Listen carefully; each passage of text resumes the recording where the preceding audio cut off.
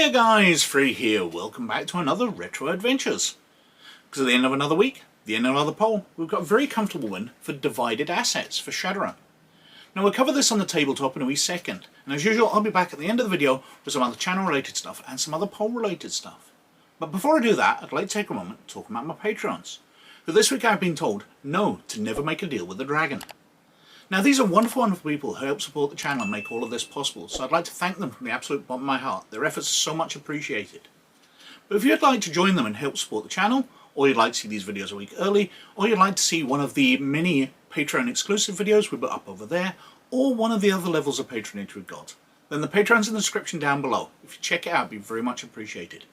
But anyway, let's get on and have a look at Divided Assets. So, this is Divided Assets. It's an adventure for Shadowrun, came out from FASA Corporation in 1994. And it's for Shadowrun 2nd edition, to be exact. And this is a typical Shadowrun extraction adventure.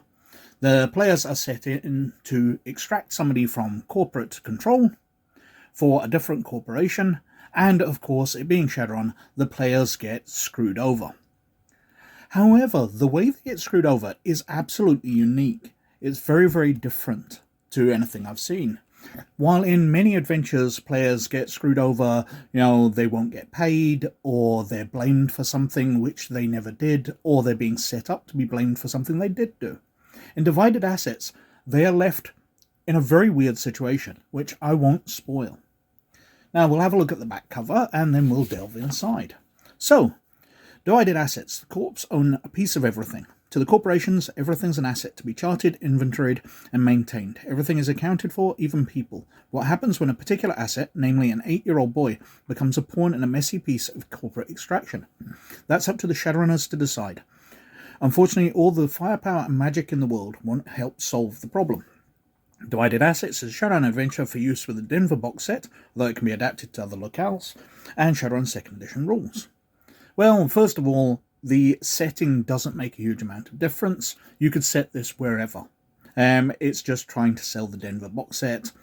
There's some stuff which is related to it, but you could easily put it in Seattle for easy running. The other thing is this adventure does make the players work on the extraction. Normally things are set up very, very key that they'll be grabbing the client when they come out of a nightclub or whatever. And the rest of the adventure springs off from there. Much of this adventure is about them planning out how they will do the extraction. There's lots and lots of information in here to give them options. And for that, it makes it a very good adventure. And as I said, it's a very unique adventure. But anyway, I've been asked to warn people of spoilers, and we're going to be delving inside now. So if you don't want this adventure spoiled, then this is where you turn off. Anyway, inside, we've got the usual FASA quality of artwork. Lovely stuff, great quality production, nice artwork. It's written by Tom Dowd, who's an absolute known quantity in Shadowrun. A very, very good writer. We go into the introduction, which explains how to run adventure, how to prepare. It warns that people will be of very different power levels, so you might need to set things up differently. And then we've got a plot synopsis. But I'm not going to go into that too much. I'll let it play out as we go search through it. So, first of all, we're going to see it now. So, we have the Shadowrunners, the players, watching the news. And they get to see a big news report on a Shadowrun gone wrong. It's in downtown Chicago, and a bunch of Shadowrunners extracting a corporate executive, Colin Gaffney, have stumbled upon his son. But things have gone wrong, leaving one of the Shadowrunners hanging out of the building with the kid. And the news is putting ear. The other two are so-called Shadowrunners, the self-proclaimed Robin Hoods of the underworld. Here you see them as they truly are, vicious, careless criminals with no concerns except for the blood money paid them to perform such heinous acts as this. So, they get to see everything go wrong. But the result of it is Colin Gaffney gets extracted. His son gets left behind, in control of his wife. And it's then when the players get contacted, a couple of months later, to extract the child, Sean Gaffney. So They meet up with the Mr. Johnson, who sets them up with a second Mr. Johnson, offers them a lot of money to fly out to Denver, the City of Shadows. They've set them up with a safe house, a massive big place, far bigger than it needs to be, because the person setting up the safe house had no idea what size of team would be coming in. So the Shadowrunners have absolutely massive place to hide out in, which will be very, very useful for them. And then we have the different places they can extract Sean Gaffney from. He goes to school, so we've got the details of Shining Bright School that he attends. We've got lots of information about the buildings, their matrix network, what security are available, the child's schedule and all that. What happens if they try and grab him, what security are called. But they don't need to deal with that. They can go to the Brandis development, where Sean lives with his mother. So it's a big corporate development out. You know, a lovely lake, stables, tennis courts, as well as very nice housing. We've got floor plans of the buildings here with lots of information. The upstairs, the corporate matrix, the schedule which the family live to, and debugging it. And then we've got a section on other opportunities. So maybe he's going to see his doctor. We've got different things there. We can grab them at various places. Different information for if they don't like the school and if they don't like the home. And then we're on to, they've grabbed him, they've taken him to the safe house. So the search is on. And we've got timelines in here, what all the different players are doing. So Knight Errant, they're casting ritual magic. Securities, the corporation who's paying the players. Different people. We've got a big schedule here, a timeline on what's happening as soon as they've kidnapped him and the clock starts ticking. So the players are lying low. They've been babysitting him.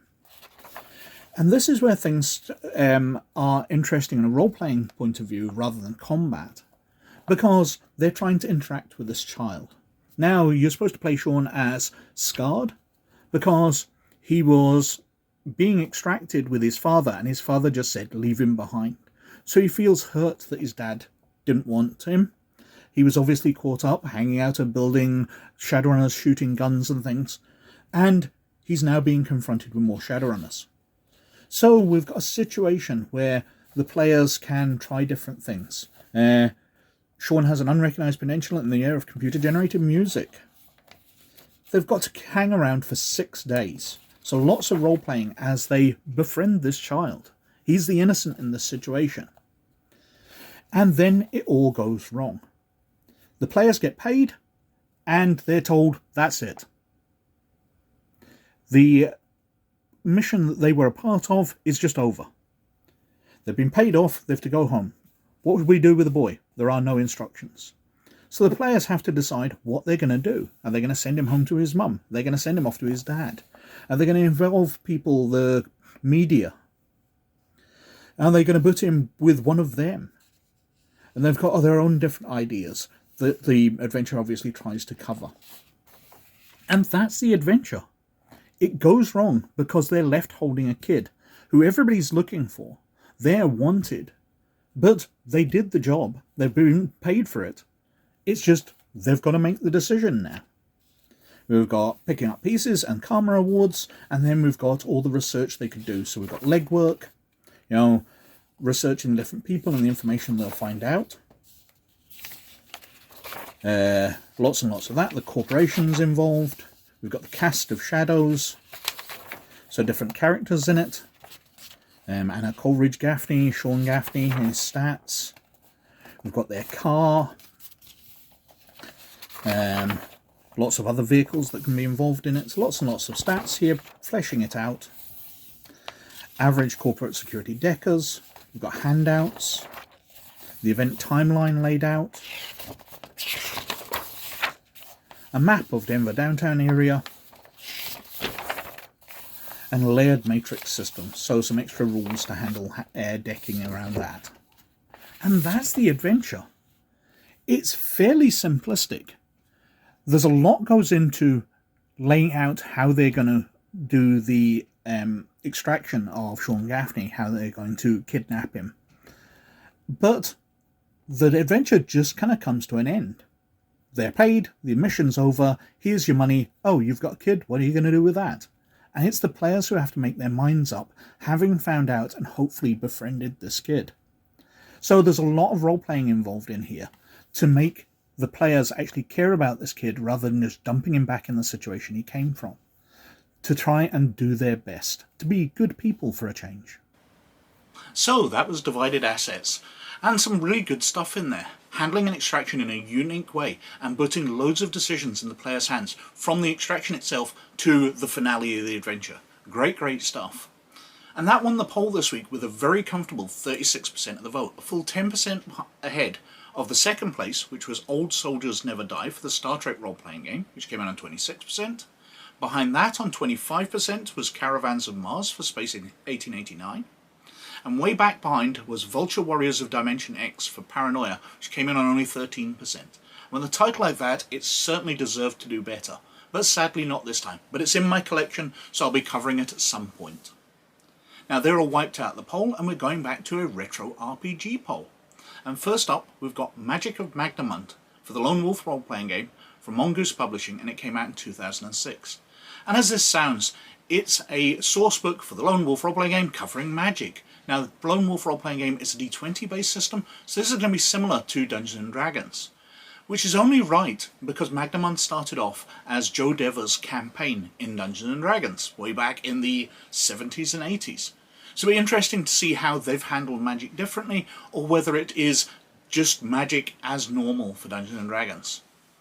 After that, we've got Magic, a Manual of Mystic Secrets for Earthdawn by FASA, and it came out in 1996. Now, Earthdawn's one of my favourite fantasy role-playing games. I love the setup of it being post-Holocaust, where the world has been destroyed by horrors and people are emerging from bunkers. It's almost like a Fallout game, but set in fantasy times, as they try to reconquer the surface and seize all the territory they can after the world has been devastated by magic just getting too powerful. But the game is very heavily magic-based, as basically everybody in the world uses magic. If you're a baker, you're weaving magic into what you are making to make it more sustaining and healing. If you are a sword fighter, you're using magic to distract your enemies and protect yourself from damage. So magic is integral into it, so it'll be very interesting to look at one of the many source books they did, which handles magic within the world of Earthdawn. After that, we've got Infantry Weapons of the World for Twilight 2000, came out from Games Designers Workshop in 1991.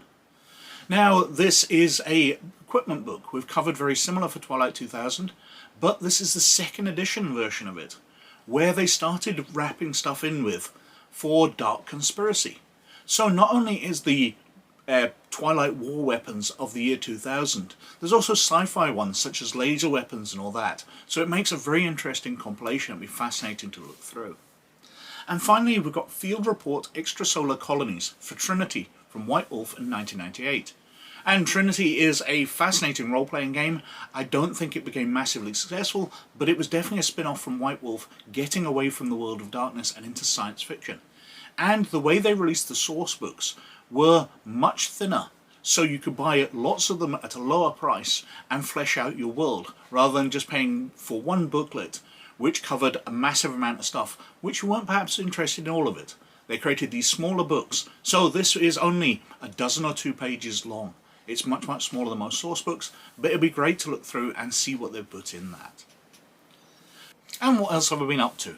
Well, over on RPGgamer.org, we've been working our way through the Legacy setting. Now, I've talked about this before. It's dealing with 130 years after the movies. It's now a Legends background, so this is an alternate future for Star Wars, getting away from the Disney movies. And there's some interesting stuff in there, although rather strangely it seems to do its best storytelling when it's not involving its main heroes, when it's dealing with side stories fleshing out the background. There's some really interesting stuff in there. And I'm working through every issue and then statting them out the next day. So if you're interested in the Star Wars D6 system, come over and check rpggamer.org out and see what we're doing over there. Anyway, as usual, I think I've been whittering on for quite long enough, so thank you very much for watching. But as always, most of all, you look after yourselves, and I'll catch you later. Bye now.